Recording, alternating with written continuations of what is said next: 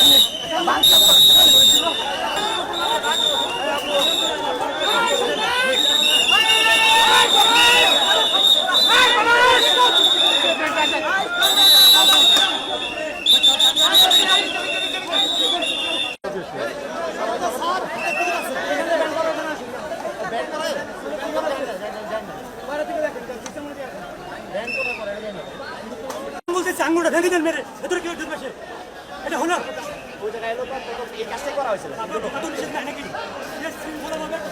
এটা তো নিয়ম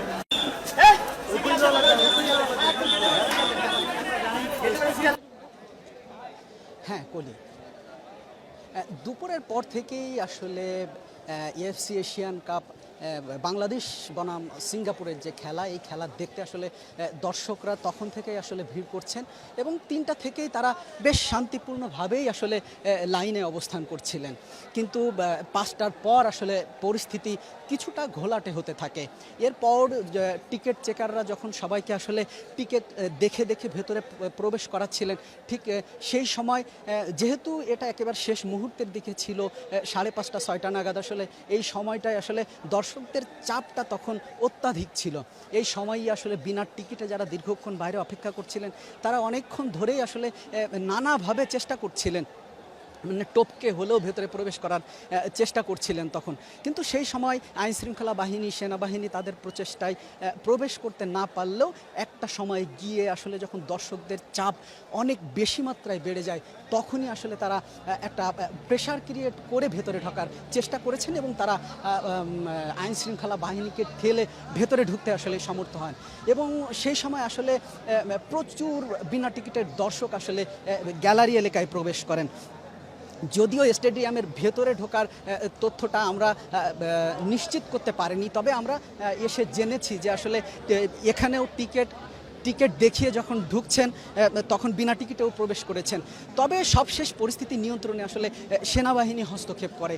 এ সময় আসলে লাঠিচার্জ ছাড়া অন্য কোনো উপায়ও ছিল না, এজন্য সেনাবাহিনী অনেকটা বাধ্য হয়েই লাঠিচার্জ করেছেন এবং এ সময় বেশ কিছু বিনা টিকিটে ভেতরে প্রবেশ করা দর্শক আহত হয়েছেন। সেটা শতাধিকের বেশি হতে পারে যারা আহত হয়েছেন।